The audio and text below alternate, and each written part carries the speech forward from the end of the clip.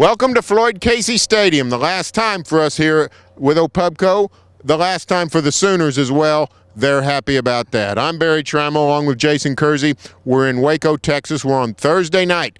Baylor spanks the Sooners 41-12.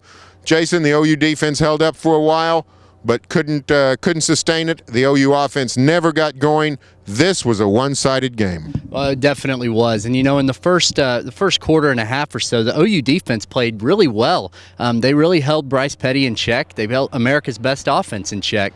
But at a certain point, you know, when they're not getting to stay on the sideline very long and Baylor's offense has more and more opportunities to get going, it just became too much. And it's sort of unreasonable to expect that Baylor's offense was going to stay that bad or that ineffective as they did early. But OU's offense did absolutely nothing to help the defense out, and that's really where the game turned.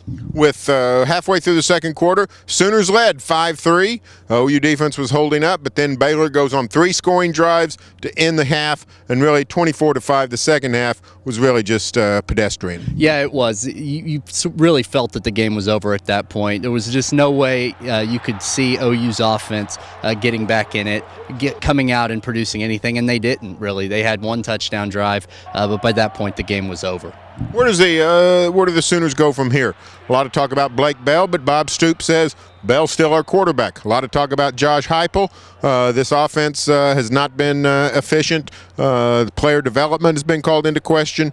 Lots of questions about this Oklahoma football team. Yeah, a lot of questions, especially about the offense. You know, you look at the quarterback situation. It's not good right now. Blake Bell will have a good game against Texas Tech, against Notre Dame, but then there's games like this, and that's really just not acceptable. I wouldn't imagine for these coaches. So he says he's the guy right now, and maybe he will be. But to me, that says more about the guys behind him than it says about Blake Bell.